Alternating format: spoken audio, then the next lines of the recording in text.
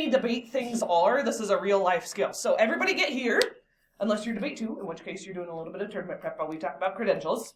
But debate 1, come find credentials, and this should be the only thing on your screen. So these are really important in debate. They're really important in life as well. So first of all, just because I know it's early in the morning, everybody say it for me. Credentials. Credentials. So a credential is a person's qualifications for being trustworthy and reliable. I'm going to say that again. Credentials are a person's qualifications for being trustworthy and reliable. So the synonyms are really important today. I'm going to ask everybody to read the synonyms out loud with me, starting with experience. Here we go. Synonyms. Experience. Everybody, let's try it again. Synonyms. Here we go. Experience, certification, achievements, background. Let's do it again, because y'all aren't really, actually, I'm trying to get you to, force your brain to pay attention to it. So I know that's annoying, but actually say it out loud with me. Synonyms, one more time. Experience, certification. Okay, let's try a little bit more, debaters. Let's really dig deep. I'm going to say achievements. You're going to say achievements. Here we go. Achievements. There we go. Background. Oh my gosh. That only took us 4 tries. Okay, so for real, your debate success might come down to this. So I know I'm being annoying about it, but I want you to be successful. And this really, really is a huge deal in debate.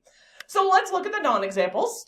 You might have somebody try and argue something like, well, my mom says I'm nice. Yes or no? Is that a good credential?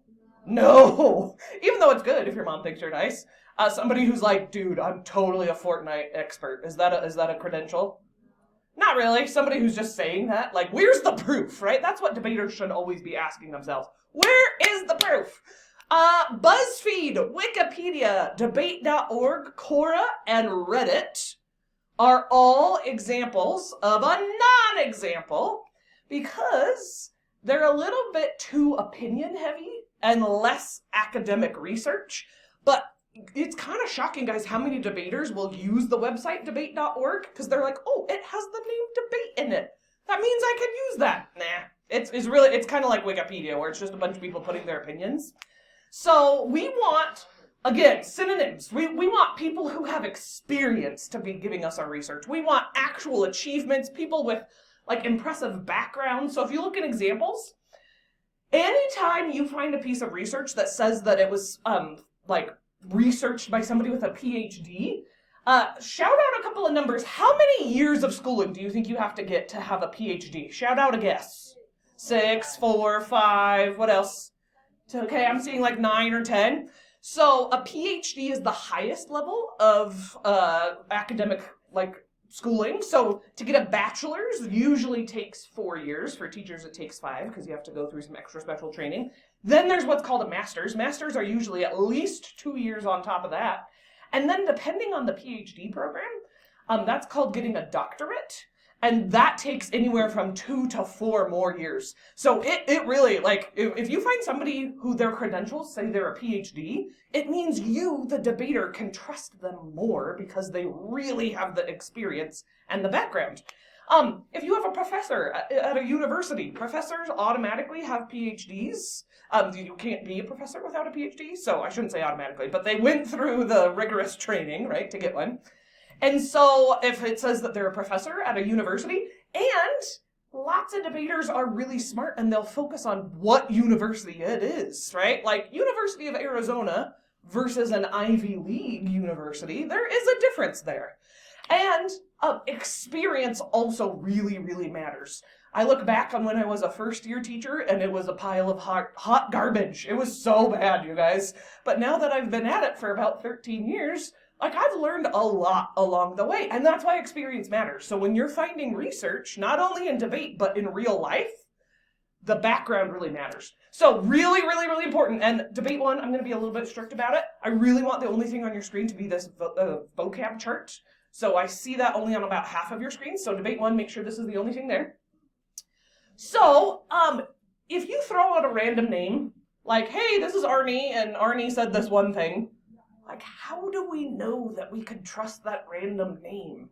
And that is a problem in debate, that you'll get kids who say, I have this research from this person, but how do we know that person's credentials? So tell us, build it in. I'm like, for real, in your speeches, you should be saying stuff like, according to blah, blah, blah, who is blah, blah, blah. Like, for example, according to Mrs. Coates, who was a debate coach of 13 years, right? You're building in the credentials. Usually, almost always, random website names are not as effective as a person's name and their credentials.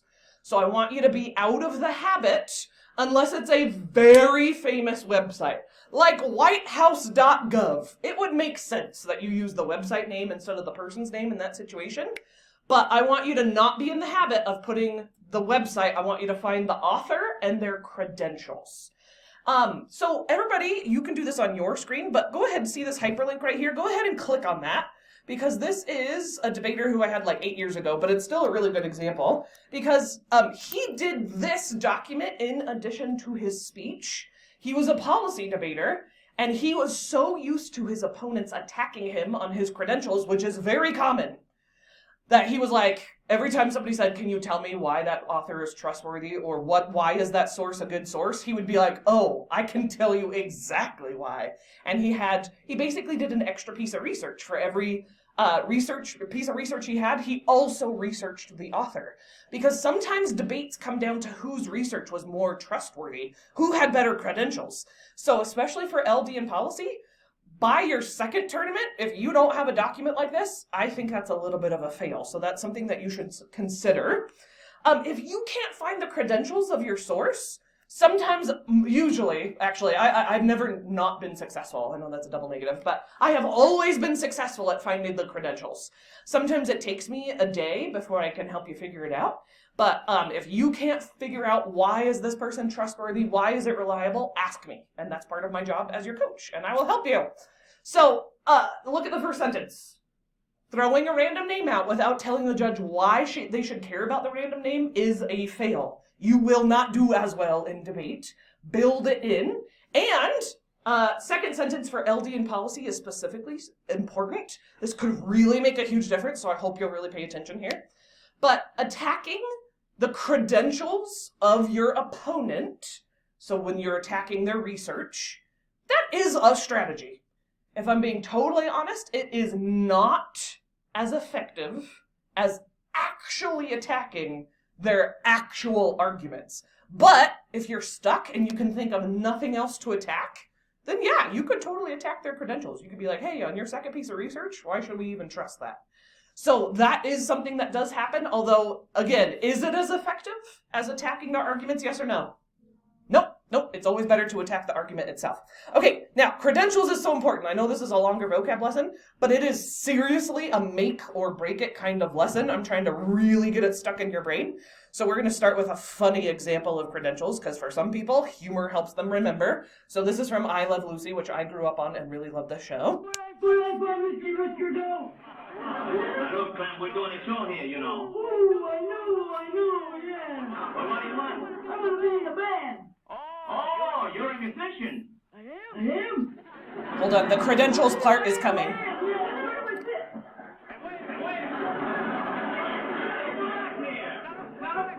Wait a minute. What do you think you can do? You think you can just walk on in and start working with a band just like that? Like, this should be a real life. Like, how do we know that you're not just some random crazy person that wandered in off the street? What are your credentials, right? He's trying to figure out, why do you think you could be in my band? What are your credentials? What do you think it is?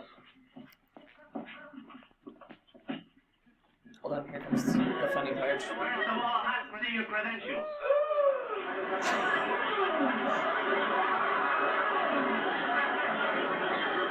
How dare you ask for my credentials? Listen, tell me something, Professor. Have you had any experience? Right there, right? That's like a real life question we should all be constantly thinking about. Debate 1, I have now a serious video to help you really think deeply about credentials. So debate 1, screens facing forward for me. Debate 1, screens facing forward. I want your undivided attention because this is chock full of really good ideas. So debate 1, screens facing forward. Okay. Students often receive research assignments requiring the use of credible sources. But what does it mean for a source to be credible? Why is it important to use these sources? And how can you tell if a source is credible? When we describe a source as credible, we're basically saying that the information is high quality and trustworthy. Essentially, that we can believe what the source is telling us. When you use high-quality sources to back up your points, you demonstrate your own credibility as a writer, thereby contributing to the overall effectiveness of your argument. The best quality research builds on other high-quality research. This is true of both your own work and the work of professional researchers. There are several factors that contribute to a source's credibility. Among them are the author's level of expertise, her point of view, and the source's publication date. The author's level of expertise on the topic he is writing about could take the form of an advanced degree or other extensive experience in the field. A credible source often provides information about the author's credentials. Sometimes, however, the author's credentials may not be listed. And that's a really easy way to tell if it's a good source. If it's not very clear who the author is and why they're trustworthy, it's probably not a good source. Sometimes they will hide that, and it's a little bit more subtle. So that's a good first test. Is it clearly listed? And the publication itself can be the marker of quality. This is often true for some non-scholarly publications, like well-respected newspapers and magazines. So like places like New York Times, Google Scholar, I'm thinking like The Atlantic. There's lots of sources like that as an adult, I know the source itself is really, really trustworthy. They won't hire people unless they have really impressive credentials. And so if you, as a teenager who don't have quite as much experience, if you are unsure, that's where you're going to let me coach you. You're going to ask me, and I will tell you whether or not the source is good, because sometimes just automatically, because of the source, the author is trustworthy. Article's content is critically examined as part of the publication process. Another important component of a source's credibility is its point of view, in particular, its potential bias. Bias is an inaccurate or unfair presentation of information. In some cases, bias is intentional. A group with its own agenda may sponsor research or information, and the sponsorship may influence the results. Bias can also be unintentional. A writer's perspective may prevent him or her from being able to see all sides of an issue. And this is one of the most important things I'm ever going to say to you as your coach, so please listen carefully. One of the downsides of being a debater, you can find something to back up your idea. You basically could find any argument, you could find an article to match that argument. That just because of how the internet works, you could find anything to back up any point of view, which is why credentials are so insanely important. Because just because a debater has a piece of research does not mean it's a good, trustworthy, believable piece of research with good, trustworthy credentials. And that's why this is such a good real life skill as well, is because just because somebody has research in real life does not make them automatically credible. What are the credentials of that source? Why should we trust it? Sometimes you need unbiased facts to support your point. But other times you might want people's opinion, and that's okay, as long as you acknowledge the source's perspective in your own work. While bias can be difficult to detect, be aware that it can exist in any kind of source, including things you find through the library. In the academic publishing world, books and articles go through a rigorous editorial process, in which an editor or group of scholars evaluate the work's quality. When it comes to journal articles, this process is called peer review. Peer review articles are considered high quality because the review process helps to filter out sources that are written by unqualified or biased authors. Which is why Google Scholar is better than just Google, because things on Google Scholar had to go through a more rigorous process to show up there, rather than just general Googling. Finally, with any source, consider when it was published or last updated. Even something that was once high quality can now be out of date and unsuitable for some purposes. Sorry, I know I keep pausing and that's annoying, but that is an important thing in debate as well. Sometimes you'll get kids who are hyper-focused on stuff that does not matter. They'll be like, hey, your research is from 2023, mine is from 2024. I should win. No. That might just be the most recent update to this issue or this thing, right? So just because your source is a little bit old does not always matter. And if you get an opponent who's trying to really make a big deal out of that, put things in perspective. Because that is a common debate problem, that people get hyper-focused on a detail that doesn't actually matter. Okay, almost done. Stick with If I me. needed current statistics on the average cost of college in the United States, a source published in the 1990s would be out of date. However, if I was looking at the increase in college tuition over the last few decades, a source from the 1990s might fit my purposes. Of course, not every credible source is appropriate for your research. Be sure Be sure to evaluate not only a source's trustworthiness, but also its appropriateness for your argument. For help finding credible Okay, sources. Or so everybody in debate 1, think about your you try box. You could give me an example of a piece of research you've done. You could think about the credentials that were built into that piece of research. You could make up some fake impressive sounding credentials, like this is Bob, and Bob is the president of the universe. You can make it up for today's you try box. But give me an example that's not already on the vocab chart. Show me that you understand credentials, because it is so important. Is that a hand or are you just stretching? Yeah. So it depends on what it's talking about, but I would say that that's recent enough that I wouldn't worry about it too much. But what's the piece of research about? So I would say that those statistics probably you might be able to find a little bit more current ones. But then on the flip side, I would also ask myself, like sometimes when the number is bigger, that's the one that would sound more impressive. So if a more recent piece of research doesn't have as big of a number, then I would stick with the 2021. Yep. Thank you for asking. And see, that's exactly what you should do. You're unsure, you ask me. Because I'm the expert. I have the credentials. I know what I'm doing. Okay. So we are officially done with credentials.